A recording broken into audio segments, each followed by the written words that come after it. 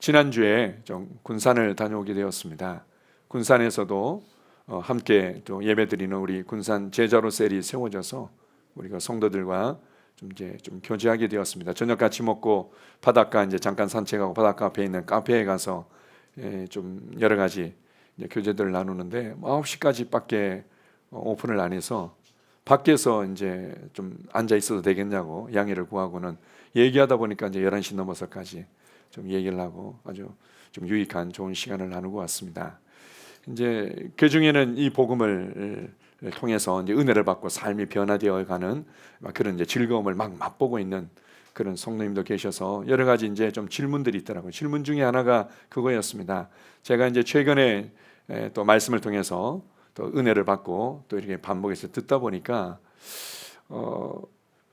이 선포기도나 이제 명령하는 기도들이 뭐 중요하다고 이제 들은 부분들이 있는데 저희는 그런 부분들을 잘 강조하지 않는 모양이에요. 이제 이러면서 이제 기도에 관해서 이렇게 좀 질문을 하시더라고요.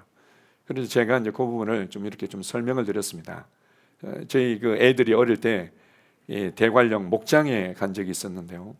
제가 어느 정도 이제 지식적으로만 알고 있었는데 현장을 보니까 실제로 좀 확인이 됐던 측면들이 있는데 농장이 굉장히 목장이 이제 넓은데 양떼들이 온 곳에 다 흩어질 줄 알았는데 주로 이제 일정한 구역에만 이렇게 몰려 있는 거예요.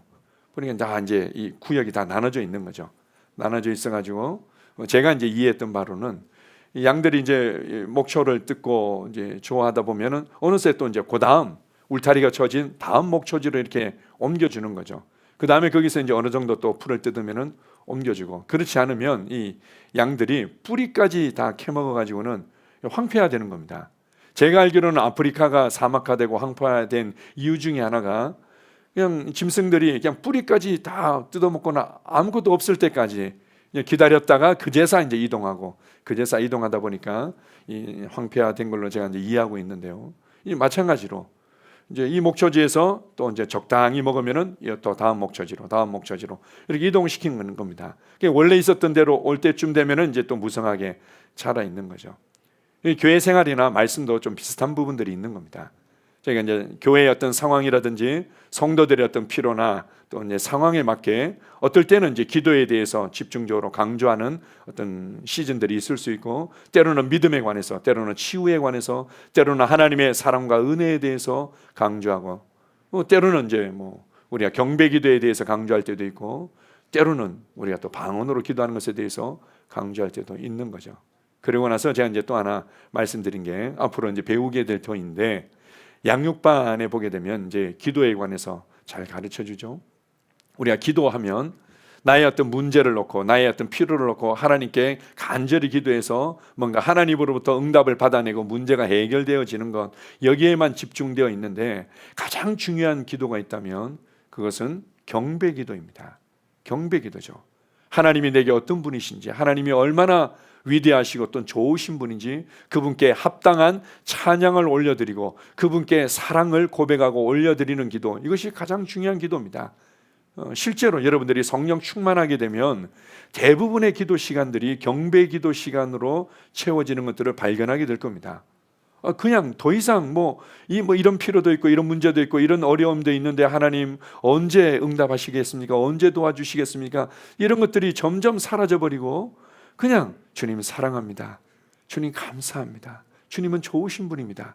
이런 기도들이 훨씬 더 나의 기도 시간들을 채워가는 것을 발견하게 됩니다. 두 번째로 중요한 기도가 있다면 그것은 말씀을 나의 말씀으로 취해서 나의 믿음의 고백으로 말해내는 거죠. 너무나 중요합니다.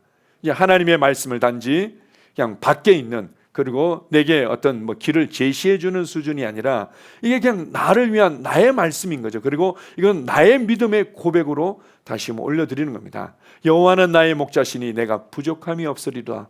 이렇게 했을 때 부족함이 없는 삶이 있구나. 하나님은 그렇게 인도해 주시기도 하고 그런 사람들이 있는 모양이다. 이런 것이 아니라 그렇습니다. 주님은 나의 목자십니다. 그리고 내게 부족함이 없습니다. 이것을 나의 믿음의 고백으로 고백하는 게 너무나 중요하죠. 그래서 우리의 신앙 가운데요 가장 중요한 신앙의 내용, 가장 중요한 신앙의 초점을 딱 두 개만 꽂으라고 한다면 그것은 바로 경배와 찬양 그리고 하나는 아멘인 겁니다. 경배와 찬양이라는 것은 말 그대로 하나님이 내게 어떤 분이신지, 그리고 내가 대체 하나님께 어떠한 사람인지, 그리고 나 이 땅에서 어떤 부르심 가운데 살아가고 있는지, 그것에 대한 이 감사들, 찬양들, 높임들이 이루어지는 거고, 또 하나의 신앙생활에 있어서 아주 중요한 거 있다면 그건 아멘이라는 거죠. 아멘이라는 게 어떤 의미인가 하면 하나님의 말씀에 대해서 그냥 아멘하면 되는데, 우리는 항상 내 수준과 내 판단과 내 경험에 의해서 해석하고 말해내는 것들이 너무 많은 겁니다. 하나님, 내 삶에 이런 게 있는 거 모르세요? 하나님, 제가 이런 어려움이 있어요. 이런 문제들이 있어요. 그리고 뭐 항상 이제 내 중심으로 내가 경험하는 것들을 계속 말해내다 보니까 하나님께서 나는 너의 아버지가 된다. 내가 너를 구원했다. 내가 너와 영원히 함께하고 있다. 내가 너의 진정한 방패가 되고 위로자가 되고 내가 공급자다. 이러면은 네, 아멘, 감사해요. 그런데요, 제 삶에는요, 하나님이 나의 목자시기는 안 돼요. 그런데요, 이렇게 되는 거죠. 그냥 어떤 경우에는요, 또 하나님을 향한 열심과 성실함 때문에 항상 내가 뭔가 못하고 있다는 데 집중하고 있습니다.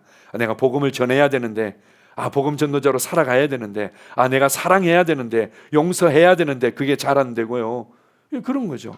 서로 사랑하라 이러면은 네, 저도 그렇게 하고 싶은데요. 그런데 제가 사랑이 잘 안 되는데요. 항상 이렇게 하고 있는 겁니다.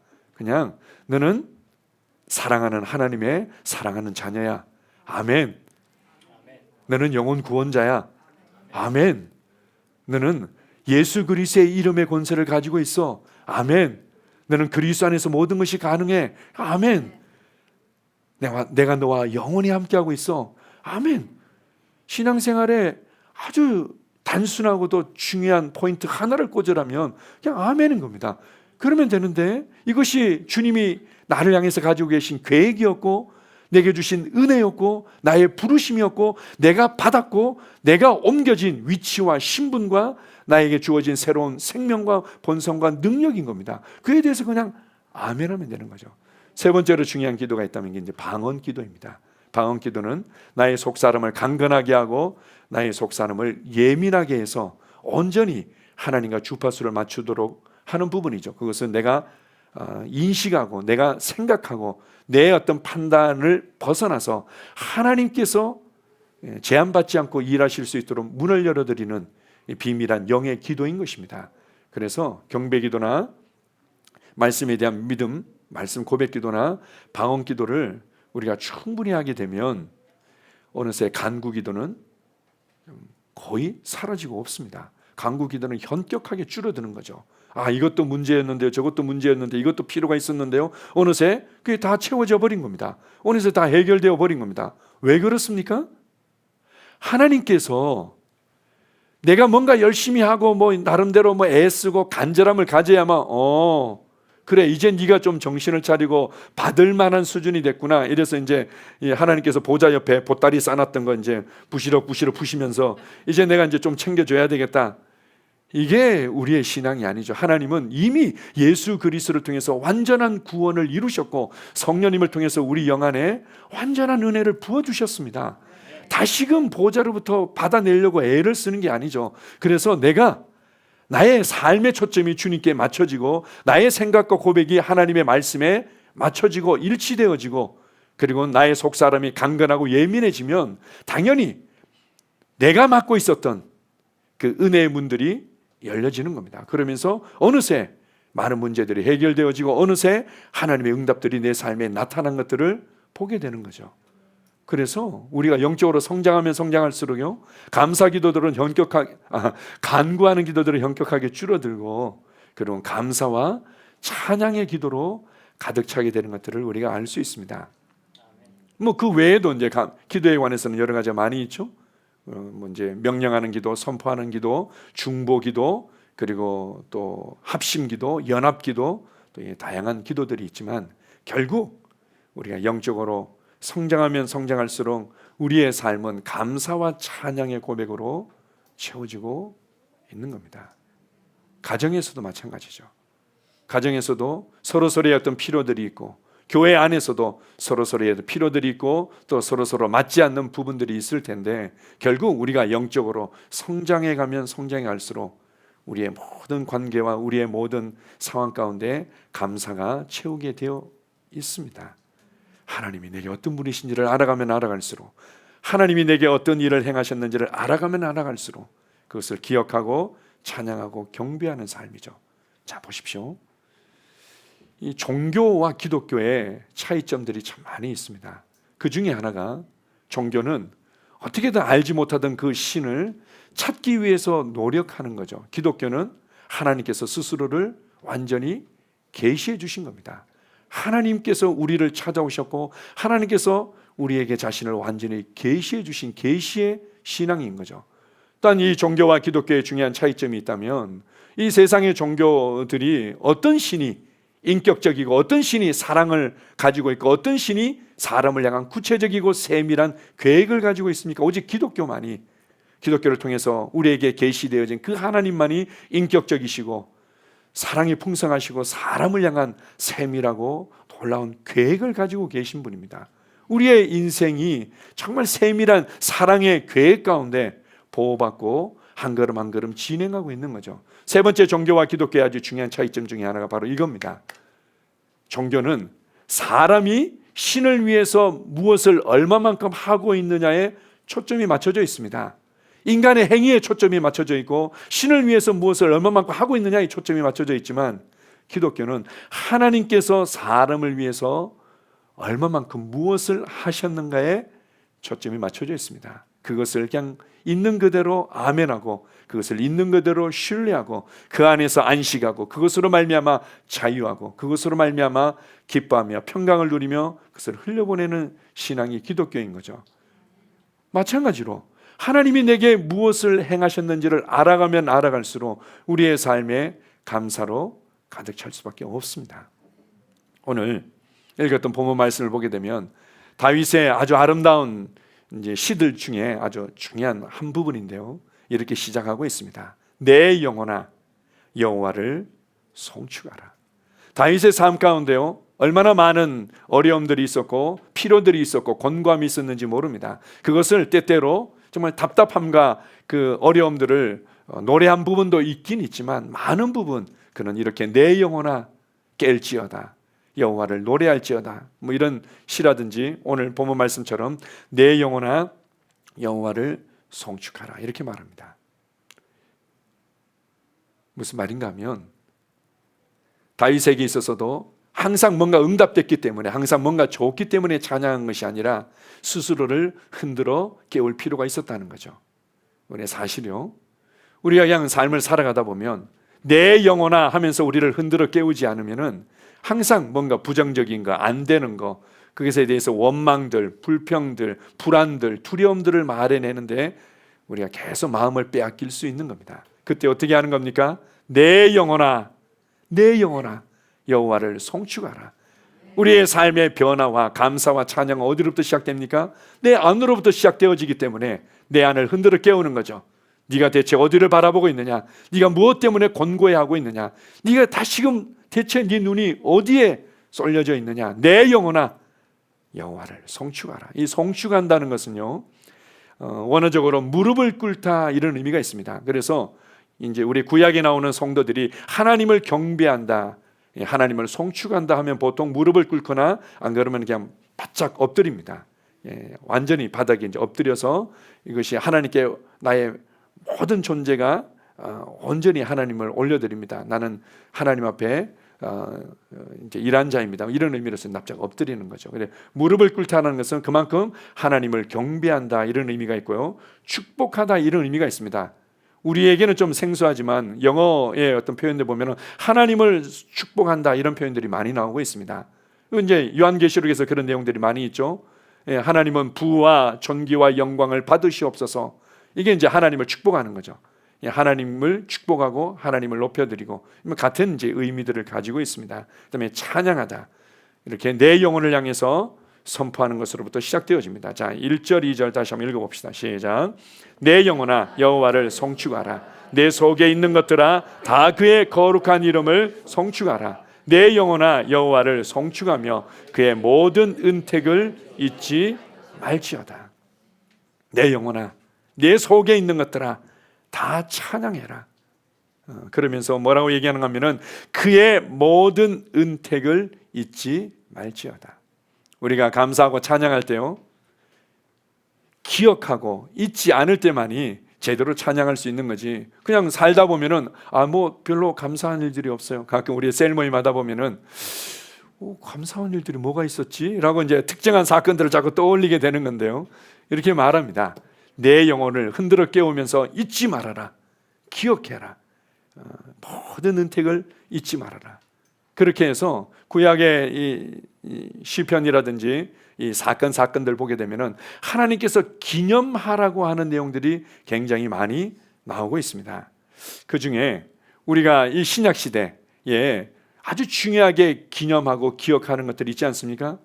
저희가 이제 매주 행하고 있는 우리의 성찬식이 있는데요, 예수님께서 사실적으로 실제적으로 몸을 찢으시고 우리를 위해서 죽으셨다는 것들을 기념하기 위해서 성찬을 떼지 않습니까? 우리가 이제 나아가서는 제가 그런 갈망들이 있습니다. 우리 가정 예배 드릴 때나 셀 모임 할 때나 우리가 모일 때마다 함께 짧게라도 뭐 이렇게 우리가 이제 뭐 고백 기도도 하고 뭐 이렇게 하는 것 아니더라도 짧게라도 모일 때마다 성찬을 하면서 뭐 하는 겁니까? 그분의 죽으심을, 그분의 희생을, 그리고 내가 그분께 얼마나 소중하고 가치 있는 자인지를 기념하고 기억하는 거죠. 찬양은 이제 그렇게 하는 겁니다. 자, 읽어보겠습니다. 누가복음 22장 19절입니다. 또 떡을 가져 감사 기도하시고 떼어 그들에게 주시며 이르시되 이것은 너희를 위하여 주는 내 몸이라 너희가 이를 행하여 나를 기념하라 하시고, 나를 기념해라. 자, 사무엘상 7장 12절도 같이 봅니다. 사무엘이 돌을 취하여 미스바와 센 사이에 세워 이르되 여호와께서 여기까지 우리를 도우셨다 하고 그 이름을 에벤에셀이라 하니라. 이스라엘 백성들은요, 아주 중요한 사건을 경험했거나 전쟁에서 이겼거나 하면 꼭 이렇게 이 돌 무더기를 쌓아서 기념탑을 만들었습니다. 그것은 이제 자기네들의 뭐 업적을 기념하기 위해서라기보다도 그들의 자녀들과 자손들을 위해서 특별히 그렇게 했던 거죠. 이 돌무더기가 뭐예요, 아빠? 이러면은 그때 이러이러한 어려움과 고통 가운데 우리가 하나님께 기도했더니 하나님께서 초자연적으로 기적적으로 이렇게 역사하셔서 우리가 믿는 그 여호와 하나님은 이렇게 지혜롭고 위대하신 하나님이야. 우리를 위해서 이렇게 세심하게 돌보시는 하나님이야 라고 그들에게 말해낼 수 있게끔 기념비를 세운 겁니다. 그 중에 하나 여기 에벤에셀이라고 하는데 이것은 이제 도움의 돌이다 이런 뜻입니다. 도움의 돌이다. 에벤에셀. 지금 복음성가 중에 에벤에셀 하나님 이제 이런 어떤 복음성가들도 많이 있는데요. 우리가 이것을 좀 더 좀 이제 확대해서 해석할 때 여기까지 도우신 하나님, 여기까지 인도하신 하나님 이런 의미로 에벤에셀 하나님이라고 우리가 표현합니다. 우리의 삶 가운데 주님께서는 이렇게 구석구석에 그 과정에 에벤에셀과 같은 그런 돌들이 있기를 주님이 원하시고 그것을 기억하면서 하나님께 찬양하는 겁니다. 좋을 때만, 그리고 뭔가 문제가 해결되었을 때만 아니라 내 영혼을 언제든지 흔들어 깨우면서 내 영혼아 깰지어다, 내 영혼아 여호와를 송축할지어다, 그의 은택을 잊지 말고 기억하고 기념하고 소리를 높일지어다. 우리가 영적으로 성장할수록 이러한 찬양과 감사가 넘쳐나게 되고, 그렇다면 우리의 삶에 문제가 될 게 무엇이 있습니까? 저한테도 찬양을 부를 때마다 또 이제 기념 돌과 같은 것들이 있죠. 저에게는 아주 특별히 이 찬양 두 곡이 저에게는 그런 에벤에셀 같은 돌인데요. 약할 때 강함 대신에 나의 보배가 되신 주. 정말 도저히 앞이 보이지 않고 제 인생의 가장 밑바닥처럼 느껴지고 정말 그 곤고함 가운데 도와줄 수 있는 사람은 아무도 없을 것 같은 그 상황 가운데서 주님께서 이 찬양으로 저를 만지시고 이 찬양으로 저를 세워주셨던 그때 그 지점, 그때 그 사건, 이 평생 잊을 수가 없는 거죠. 이 찬양을 부를 때마다 하나님이 내게 얼마나 신실하셨고 그때 나를 어떻게 도우셨는지가 늘 이렇게 생각이 나는 겁니다. 한 번은 이 찬양을 부르는데 주님이 그렇게 얘기하시더라고요. 저에게 그런 감동을 주시더라고요. 봐라, 네가 원하는 방법대로, 네가 원하는 속도대로 되어지지 않았을 뿐이지 내가 너의 걸음걸음을 얼마나 신실하게 인도했는지 뒤돌아봐라. 이렇게 감동을 주실 때도 있었습니다. 또 하나 제 인생에 있어서 너무나 소중한 에베네셀 같은 돌이 하나 있는데요, 그 찬양이 뭔가 하면 아까 불렀던 사랑해요 자비로우신 하나님 모든 날들 나 주의 손 안에 있네. 나의 모든 계획들이, 나의 모든 삶의 문들이 막힌 것 같고 다 일그러진 것 같고 대체 나는 이제 어떻게 새로 시작해야 될까? 막막할 때 너의 모든 날들이 나의 손에 있었다. 네가 눈을 뜨는 순간부터 눈을 감는 그 순간까지 너는 나의 보호와 나의 도우심 안에 살아가고 있다. 얼마나 저에게 강하게 감동을 주시든지 제가 참 이렇게 울면서 찬양을 부르고 또 새 힘을 얻고 일어섰던 기억이 있습니다. 주님은 이렇게 기억할지어다. 여러분의 인생 가운데 자녀를 키우면서 또한 여러분이 결혼하고 또 부부로 살아가면서 또 여러분의 직장이나 사업이나 삶의 현장에서 그때 이렇게 기억하고 여러분을 흔들어 깨워서 찬양하기를 주님은 원하십니다. 다윗이 구체적으로 고백했던 이 중요한 내용들을 세 가지로 정리해서 한번 보겠습니다. 다윗은 무엇보다도 먼저 내 모든 죄악을 사하시는 분이었다. 다윗이 평생을 살아가다 보니까요, 이렇게까지 이제 고백하는 지경에 이르렀던 거죠. 아, 내가 죄악 가운데 출생했었군요. 정말 태어나서 하나님의 빛 앞에, 하나님의 임재 앞에 가까이 가면 가까이 갈수록 내가 정말 죄악 중에 출생해서 내가 이렇게 하나님을 기쁘시게 하지 못하는 그 걸음걸음을 걸어왔군요. 이런 것들을 이제 발견할 때 정말 그런데도 하나님이 나를 용납하셨고 그런데도 나를 끝까지 돌보시고 신실하셨군요. 내 모든 죄를 용서해 주셨군요. 이후에 다윗에게는 인생에 아주 큰 오점을 남기죠. 밧세바를 또 취하고자 간음하고 그리고는 살인죄를 저지른 그런 정말 치욕과 이 고통을 이제 겪고 처절하게 회개하고 주님께로 돌아오는 사건들이 있습니다. 그때 더욱더 하나님을 깊이 체험하죠. 죄가 더한 곳에 은혜가 더한다고 하나님이 모든 죄를 용서해 주시는 분이군요. 하나님, 나는 정말 하나님 앞에 그 빛 앞에 서기에는 합당한 자격이 없지만 하나님의 은혜가 나를 이 자리에 서게 하시는군요. 그에 대해서 감격이 있는 겁니다. 제가 그 열왕기나 역대기를 여러분이 읽어보다 보면요, 열왕기 상하, 역대기 상하가 있죠. 이스라엘 왕들의 그 기록들을 기록하고 있습니다. 우리가 봤을 때는 뭐 나폴레옹이 뭐 정복했고 누가 어디에 뭘 했고 뭐 이런 어떤 업적들 중심으로 이루어질 것 같은데요, 자세히 보게 되면 하나님의 눈으로 하나님 나라의 관점에서 이스라엘의 왕들을 재평가해서 그들의 그 역사들을 기록하고 있습니다. 우리나라 이제 조선 왕조실록 같은 경우 보면은 그냥 사실적으로 기록하고 있는데 이 성경의 기록은 좀 다르죠.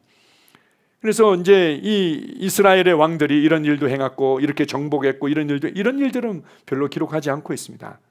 중요한 부분들이 그들이 어떻게 하나님 앞에서 겸비했는지, 어떻게 하나님 앞에서 나라를 그 말씀대로 이끌었는지, 이런 부분들이 주로 이제 부각되어지면서 그 중에 정말 좋은 왕이냐 아니냐의 잣대 중에 하나가 이런 부분이 나옵니다.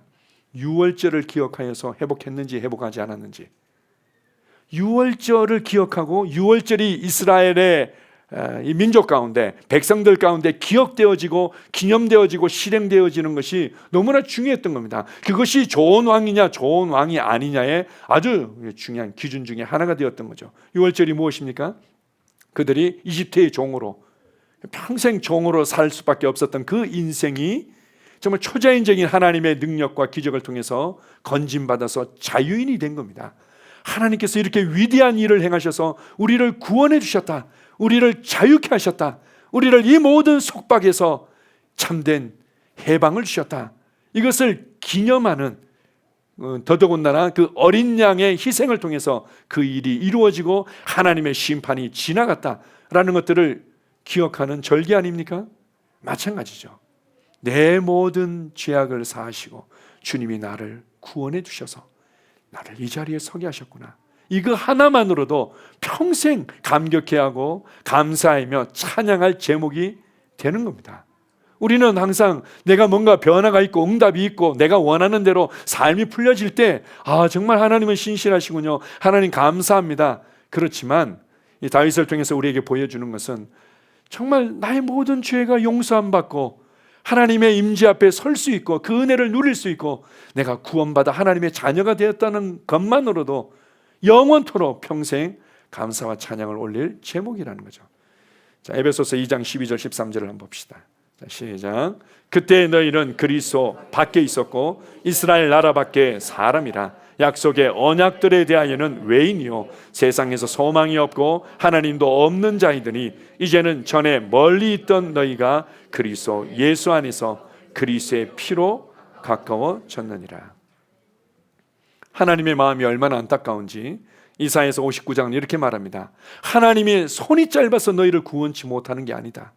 하나님의 귀가 둔하여서 너희의 목소리를 듣지 못하는 게 아니다. 너희의 죄가 하나님과 우리의 사이를 멀게 만들지 않았느냐. 그래서 이 죄를 회개하고 돌이켜라. 이제 이런 어떤 선포들이 많이 있지 않습니까? 우리가 하나님을 떠난 거죠. 우리가 하나님을 떠나서 여기 보면은 멀리 있던 너희가 이제 그리스도의 피로 가까워졌고 더 이상 죄의 심판과 형벌이 지나갔고 하나님의 용납받는 자리에 서 있고 하나님의 사랑받는 자리에 서 있다는 거, 이거 평생 감사할 제목인 거죠. 로마서 8장 32절 33절입니다. 자, 시작. 자기 아들을 아끼지 아니하시고 우리 모든 사람을 위하여 내주시니가 어찌 그 아들과 함께 모든 것을 우리에게 주시지 아니하겠느냐. 누가 능히 하나님께서 택하신 자들을 고발하려. 의롭다 하신 이는 하나님이시니 누가 정죄하려. 다윗이 그 불완전한 그 죄의 제감을 경험했던, 죄의 용서를 경험했던 다윗도 하나님의 신실함 가운데 이렇게 마음께 찬양했는데 하물며 영원한 흠도 없고 점도 없는 우리 주 예수 그리스도의 피로 말미암아 완전한 속량을 받은 우리에게는, 그걸 통해서 의롭게 되어진 우리에게는 이렇게 말합니다. 누가 너희를 정죄할 수 있겠느냐. 하나님이 옳다고 했는데, 하나님께서 사랑한다고 얘기했는데, 하나님께서 선택했다고 얘기했는데 누가 나에 대해서 뭐라고 하겠냐는 겁니다. 다윗이 정말 자신의 인생에 큰 오점을 남기면서 얼마나 그 열등감과 정죄감에 좀 마음을 빼앗겼겠습니까? 그런데 그는 하나님의 그 용서하심과 사랑을 알았던 거죠. 물론 그런 부분이 있습니다. 다른 사람들에 대해서 뭔가 큰 손해를 끼치거나 큰 상처를 준 거, 그것에 대해서는 정말 용서를 구하고 그 문제를 내가 해결을 해야죠. 그러나 하나님 앞에서는 하나님께서 의롭다 하셨는데 누가 정죄하겠느냐. 이 일화가 정확한지는 모르겠습니다. 그런 얘기가 있지 않습니까? 나폴레옹이 한 번은 이렇게 이제 말을 타고 이제 군대를 이제 시찰하는데 어떤 연유에서인지 말이 이제 날뛰게 된 겁니다. 말이 막 날뛰는데 어떻게 도움을 구할 수 없고 여기서 떨어져서 아주 큰 사고를 당하고 낙상을 이제 당할 수 있는 위험에 처했는데 어떤 병사가 아주 그 위험을 무릅쓰고 와가지고는 말을 진정시키고는 그 위기가 이제 지나가게 한 겁니다. 그랬더니 나폴레옹이 대위 고맙네 이렇게 얘기하는 겁니다. 장군님, 저는 대위가 아니고 사병입니다. 그랬더니 아니, 자네는 오늘부터 대위야 이렇게 얘기한 겁니다. 나폴레옹이 대위라고 그런 거죠. 그럼 그 다음부터는 이 사람이 눈치를 보면서 나 사병이었는데 이러면서 이제 같이 생활했던 자기 그 동료들이라든지 그 사람들한테 눈치 보면서 이렇게 살아갑니까? 어깨를 딱 펴고 장군이 나한테 대위라고 그랬는데 대위로 자기의 어떤 권한을 행사하고 책임을 지고 살아가지 않습니까? 마찬가지라는 거죠. 하나님이 나를 용납하셨는데, 하나님이 나를 선택하셨는데, 하나님이 나를 의롭다 하셨는데 누가 나를 정죄하겠느냐. 이것이 평생의 감사와 찬양의 제목이 된 것입니다. 두 번째로 다시 한번 우리 시편 103편 1절에서 3절까지 한번 읽어보겠습니다. 내 영혼아 여호와를 송축하라. 내 속에 있는 것들아 다 그의 거룩한 이름을 송축하라. 내 영혼아 여호와를 송축하며 그의 모든 은택을 잊지 말지어다. 그가 내 모든 죄악을 사하시며 내 모든 병을 고치시며. 다윗의 평생의 감사와 찬양의 제목 중에 하나가 질병으로부터 고침받고 강건함 가운데 살아갔다는 거죠. 감사의 제목이라는 겁니다. 나의 매일매일의 날들이 질병으로 말미암아 고통받지 아니하고, 그런 그것으로 말미암아 정말 모든 이 시간과 물질과 관계들을 무너뜨리고 허비하지 아니하고 살아가는 그 삶 자체가 얼마나 감사했는지, 그걸 감사했다는 거죠. 참 우리는 그냥 어떻게 하다 보니까 다 큰 것 같은데, 사실은 우리가 태어나서부터 지금까지 얼마나 이 세상에 바이러스라든지 위험이라든지 참 어려운 상황들이 많았습니까? 물론 저도 어려움을 겪었는데요, 물론 더 큰 어려움이 얼마든지 이 세상에서 일어날 수도 있지만 보호받아서 여기까지 온 거죠.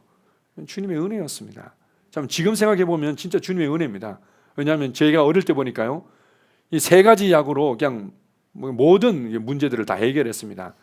제 어릴 때 가지고 있었던 집에 정노안이 있었고요, 그 다음에 아까진기라고 부르는 요오드 있었고요, 오징어 뼈 있었고, 이 세 가지로 모든 게 다 해결되는 겁니다. 뭐 안 좋다 하면 정노안 먹으면 다 해결돼. 어디 안 좋다 그러면 그냥 아까진기라고 부르는 요오드 바르면 다 해결돼. 어디 뭐 좀 아프다 그러면 오징어 뼈 갈아가지고 붙이면 다 해결돼. 어린 시절이 거의 대부분 그것만으로도 이렇게 지나온 거 보면은 이게 하나님의 은혜지, 이게 오징어 뼈의 능력입니까? 이게 아까진기의 능력입니까? 개중에는 병원의 어떤 도움도 받기도 하고 의사의 도움을 받은 분들이 있으시지만, 어릴 때부터 우리가 자라오면서 그리고 예수 그리스도를 믿고 난 이후에도 마찬가지입니다. 그런데 매일 매 순간 치유를 경험하고 매일 매 순간 신성한 건강 가운데 살아가도록 하기 위해서 근본적으로 죄로 말미암아 우리의 인생 가운데 들어온 이 질병의 저주를 주님은 해결하길 원하셨고 친히 온 몸으로 그것을 해결해 주셨습니다. 그 은혜 가운데 우리가 살아가고 있고 그것을 매일매일 감사하고 찬양하는 거죠. 우리 마태복음 8장 17절 한번 봅시다. 이는 선지자 이사야를 통하여 하신 말씀에 우리의 연약한 것을 친히 담당하시고 병을 짊어지셨도다함을 이루려 하심이더라. 우리가 연약함 가운데 고통받는 것들을 주님께서 너무 마음 아파하셨고, 질병의 저주로 무거운 짐을 지고 살아가는 인생들을 주님께서 아파하셔서 차라리 내가 이것을 지지, 차라리 우리 부모들 마음 그렇지 않습니까? 애가 아플 때 차라리 내가 아프면 차라리 낫겠는데, 차라리 내 눈이라도 빼줘서 이것이 해결된다면 좋겠는데, 이런 마음이 부모의 마음이죠. 예수님께서 그러한 심정으로 우리의 연약함을 담당하셨고 병을 짊어지셨다, 이렇게 말합니다. 하나 더 봅시다. 베드로전서 2장 24절입니다. 친히 나무에 달려 그 몸으로 우리의 죄를 담당하셨으니 이는 우리로 죄에 대하여 죽고 의에 대하여 살게 하려 하심이라. 그가 채찍에 맞음으로 너희는 나음을 얻었나니. 그분이 우리의 죄를 담당하심으로 이 죄로 말미암아 우리의 삶 가운데 들어온 질병의 저주의 문제도 해결하셨다. 이제는 죄에 대해서 죽었고 의에 대해서 살아가고 있는데, 그렇다면 그분이 채찍 맞음으로 우리에게 주신 이 치유와 신성한 건강을 언제든지 누릴 수 있게 되었다, 이렇게 말합니다. 이 말씀을, 이렇게 영적인 세계에서 이루어진 실제를, 이 영적인 사실을 단순하게 신뢰하고 받아들이기만 하면, 믿기만 하면 우리는 항상 우리를 위해 예비하시고 부어주신 이 강건함 가운데 살아갈 수 있다는 거죠.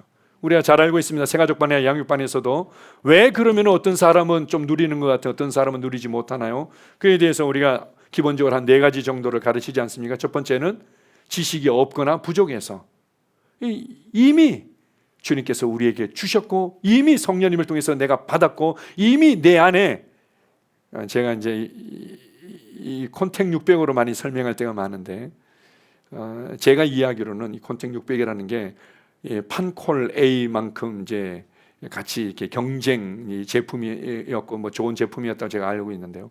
이 캡슐 안에 알갱이 600개인가 아마 들어가지고는, 그래서 이것이 이제 꿀꺽 삼키고 나면 안에서 이 캡슐이 녹아지고 안에 알갱이들이 이렇게 녹아지면서 몸에 영향을 끼쳐서 이제 감기에서 좀 이제 도움을 받도록 이렇게 하고 있는 거죠.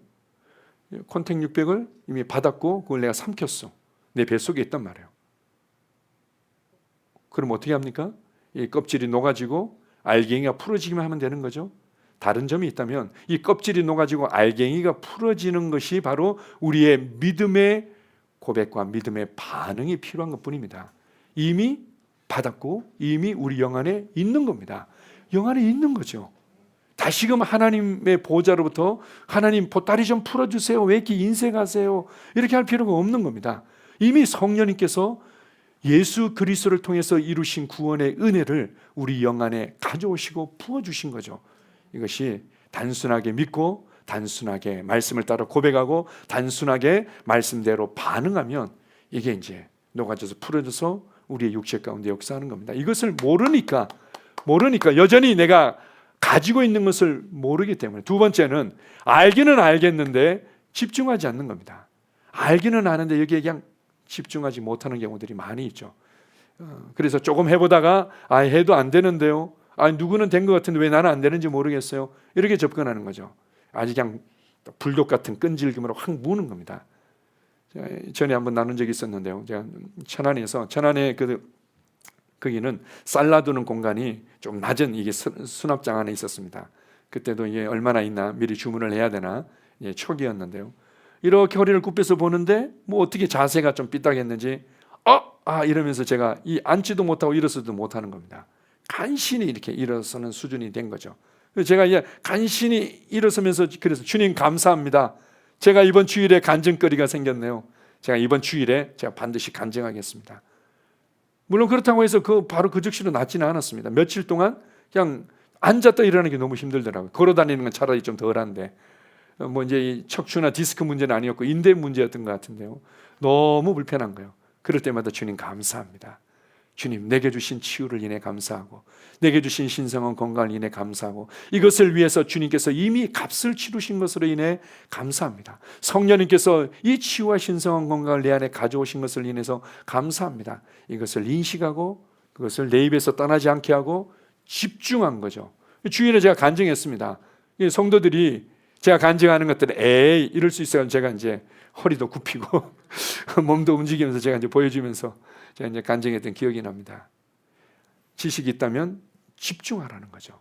세 번째, 우리가 잘 알고 있으면 우리의 건강과 우리의 치유와 관련되어진 게 우리의 혀라는 거죠. 하나님은 우리의 혀와 혀의 고백과 건강과 밀접하게 연결을 시켜 놓으셨습니다. 죽고 사는 것이 혀의 열매에 달렸나니, 죽고 사는 것이 혀의 권세에 달렸나니, 이렇게 잠언 18장에서 얘기하고 있지 않습니까? 그래서 우리는 혀의 열매를 먹게 되어 있다. 우리가 이제 부정과 고통과 어둠과 아픔과 질병에 대해서 계속 말하게 된다면 문을 열어주는 거죠. 네 번째가 주의 몸을 분별하지 못한다는 것은 이후에 이제 여러분들이 새가족반을 통해서도 자세히 배우게 되겠지만 이것은 성찬식에 관련된 말씀입니다. 왜 그랬냐면 고린도 교회가 그렇게 신령하다 그러고 뭔가 방언기도도 많이 하고 막 능력도 나타난다고 그러면서 왜 그렇게 아프고 약한 자들이 많으냐, 그 이유 중에 하나가 너희들이 분리되어 있기 때문이다. 나는 아볼로에게, 나는 게바에게, 나는 바울에게, 나는 그리스도에게 서로 파당을 짓고 분리되어져서 서로서로를 비판하고 판단하는 지경에 있다 보니까 이 성찬은 우리가 그리스도 안에서 한 몸입니다. 그리스도 안에서 하나입니다. 우리는 사랑 안에서 예수 그리스도의 몸 안에서 하나로 연결되어 있습니다라는 것을 간증하고 고백하는 공동체적인 예식인데, 이걸 통해서 오히려 나의 어둠이 드러나는 겁니다. 분리시키고 미워하고 용서하지 못하는 것들이 이렇게 드러남으로 말미암아 원수 마귀에게 문을 열어주게 되는 거죠. 그래서 성찬이 그에게 유익이 되는 것이 아니라 성찬이 오히려 자신의 어둠과 죄를 드러내는 것이 이제 돼버려서 연약하고 질병 가운데 고통받는 것들을 보여주고 있습니다.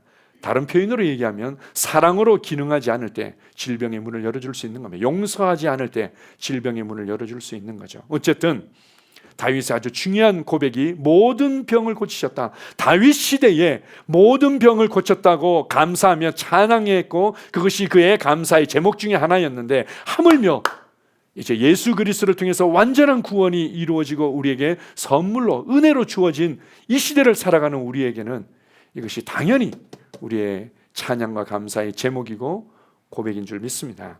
자, 세 번째로 시편 104편 4절 5절입니다. 자, 시작.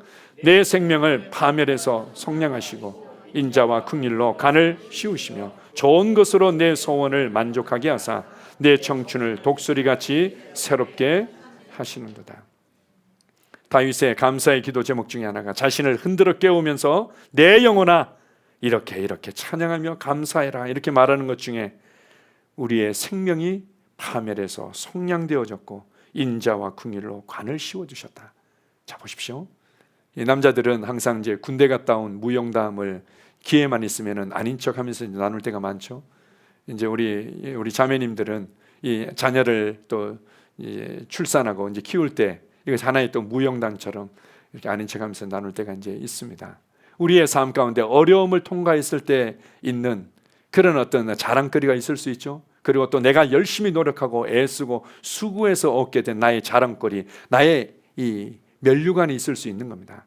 그런데 우리가 자랑할 수 있는 내 삶에 뭔가 다른 사람에게 내세울 수 있는 것들을 이게 쓰고 있는 이 관을 자세히 들여다보니까 이것이 하나님의 긍휼의 관이라는 거예요. 하나님께서 나를 불쌍히 여기셨다는 증거의 왕관이구나. 하나님께서 나를 인내하셨고 끝까지 용납하셨고 내게 선하셨다는 것에 대한 증거의 이 면류관이구나 알게 된다는 거죠. 하나님이 인자와 긍휼로 관을 씌워주셨다, 이것을 이렇게도 이해할 수 있는 겁니다. 여러분의 삶에서 이겨내고 또 자랑할 만한 많은 것들이 있고 이것이 여러분의 왕관처럼 삶에 주어진다더러 자세히 들여다보면 이것이 바로 하나님의 인자와 긍휼의 관이라는 거죠. 그리고 좋은 것으로 내 소원을 만족하게 하셨고 내 청춘을 독수리같이 새롭게 하셨도다. 여러분의 삶을 새롭게 하셨다. 여러분의 삶을 새롭게 하셨다. 제가요, 아직도 저도 뭐 젊은 편에 속하기도 하지만 나이가 들어가고 또 많은 성도들과 함께하고 그러고 나서 저한테 이 말이 점점 많아졌어요. 아마 이게 한편으로는 이렇게 말하는 게 이게 정말 주님이 기뻐하시는 고백인 것 같기도 아닌 것 같기도 하고 이제 제가 그런 마음이 들 때가 있는데요. 제가 점점 더 영적으로 성장해가고 이렇게 함께 교회 생활 해가면서 제 고백 가운데 많아진 그 멘트 중에 하나가 뭔가 하면 그럴 수도 있지. 그럴 수도 있지. 그럴 수도 있지. 그것이 나의 연약함 때문이든 상대방의 연약함 때문이든 우리가 성장해가는 과정 가운데 그리고 우리가 이 땅을 계속해서 이렇게 걸어가는 과정 가운데 그럴 수도 있지. 그럴 수도 있지. 그리고 중요한 것은 무엇이라고요? 내 안으로부터 여기에 멈추지 아니하고 이것 때문에 내가 우울해하지 아니하고 이것 때문에 내가 발목 잡히지 아니하고 매일매일 날마다 새롭게 전진하는 것, 그게 중요한 겁니다. 다윗은 그걸 고백했습니다. 때로는 많은 사람들의 오해와 비난과 배신을 당하기도 하고 그의 삶 가운데 너무나 많은 고통과 어려움이 있었죠. 그렇지만 그 가운데 멈추지 아니하고 주님께서 나를 그 파멸에서 속량하시고 그리고는 독수리가 날개치며 올라갔던 그 지점 가운데로 계속 새롭게 하고 새롭게 하고 새롭게 하고 새롭게 하고 내가 어떻게 주님을 찬양하지 않을 수 있느냐, 내가 어떻게 이것을 잊어버릴 수 있느냐, 나를 새롭게 하시는 주님, 이건 꼭 봐야 될 것 같아요. 고린도후서 4장 봅시다. 고린도후서 4장 7절부터 한번 봅시다. 고린도후서 4장 17절부터요. 우리가 이 보배를 질그릇에 가졌으니 이는 심히 큰 능력은 하나님께 있고 우리에게 있지 아니함을 알게 하려 함이라. 우리가 사방으로 우겨쌈을 당하여도 쌓이지 아니하며 답답한 일을 당하여도 낙심하지 아니하며 박해를 받아도 버림받지 아니하며 거꾸로 뜨림을 당하여도 망하지 아니하고 우리가 항상 예수의 죽음을 몸에 짊어짐은 예수의 생명이 또한 우리 몸에 나타나게 하려 함이라. 예수의 죽으심이 우리의 몸에 짊어진 것만큼, 다른 표현으로 얘기하면 우리가 많은 어려움 가운데서 정말 주님을 의지하고 신뢰하고 그분의 말씀을 붙든 것만큼 나를 통해서 예수의 생명이, 하나님의 말씀이 더욱더 나타나게 된다는 거죠. 그래서 16절을 보게 되면 이렇게 얘기합니다. 그러므로 우리가 낙심하지 아니하노니 우리의 겉사람은 낡아지나 우리의 속사람은 날로 새로워지도다. 겉사람은 낡아지나 때때로 그럴 수도 있지. 그러나 나의 속사람은 날로 새로워지고 있다. 자, 마지막입니다. 시편 23편 4절 5절입니다. 자, 시작. 내가 사망의 음침한 골짜기로 다닐지라도 해를 두려워하지 않을 것은 주께서 나와 함께 하심이라. 주의 지팡이와 막대기가 나를 안위하시나이다. 주께서 내 원수의 목전에서 내게 상을 차려주시고 기름을 내 머리에 부으셨으니 내 잔이 넘치나이다. 사망의 음침한 골짜기로 다닐지라도 나는 두려워하지 않았다. 주께서 나와 함께 하셨기 때문이다. 그리고는 이렇게 말합니다. 내가 주님이 내게 신실하고 내가 주님을 끝까지 신실하게 의지하고 신뢰했을 때 결국은 어떻게 해요? 원수의 목전에서 나를 오해하고 공격하고 나를 판단하고 비판하고 나를 무너뜨리고자 하는 자 앞에서 그 목전에서 눈앞이죠? 잔치상을 차리셨다는 겁니다. 원수가 그냥 오히려 나에 대해서 그냥 흥분하고 그냥 못 견뎌할 만큼 오히려 원수의 눈앞에서 잔치상을 차려주셨다. 이것을 매일매일 내 영혼을 흔들어 깨우면서 그는 자랑하고 찬양하고 감사했던 것입니다. 여러분의 삶의 이유가 되신 주님을 찬양하십시오. 또한 여러분의 삶의 이유 중에 아주 중요한 것은 주님을 찬양하고 경배하는 것입니다. 그렇다면 여러분의 삶을 흔들 수 있는 것은 아무것도 없습니다. 여러분의 삶을 좌절시킬 수 있는 것은 아무것도 없습니다. 할렐루야. 아멘. 우리 옆 사람들 축복합시다. 너의 영혼아 여호와를 찬양하라. 아멘. 따라서 다시 한번 고백하겠습니다. 내 영혼아 여호와를 찬양하라. 내 속에 있는 것들아 여호와를 찬양하라. 나를 위한 그의 은혜를 잊지 말지어다. 아멘. 하나님 감사합니다. 그렇습니다. 주님, 우리의 삶에 여러 가지 일들이 있고 또 여러 가지 답답한 일들이 있고 때로는 오해와 공격과 핍박들도 있을 수 있습니다. 그러나 주님, 우리는 주님께 초점을 맞추고 나의 생각과 고백이 하나님의 말씀과 일치되도록 하며 하나님의 말씀을 단순하게 아멘으로 받고 나의 속사람을 강건하고 예민하게 하며 내게 주어진 나의 걸음걸음을 걸어갑니다. 매일매일의 삶에 내 자신을 흔들어 깨우며 주님께 찬양하며 경배합니다. 내 영혼아 여호와를 송축할지어다. 나의 모든 죄악을 사하시고 하나님의 은혜 안으로 이끄시며 그분의 임재 앞에 담대히 서게 하시고 나를 구원하신, 나를 하나님의 자녀로 삼아주신 그분을 찬양하며 나는 나의 걸음걸음을 매일매일 걸어갑니다. 그리고 주님, 나의 모든 질병을 고치시며 매일매일을 강건함 가운데 살게 하신 나의 아버지의 은혜를 찬양하며 걸어갑니다.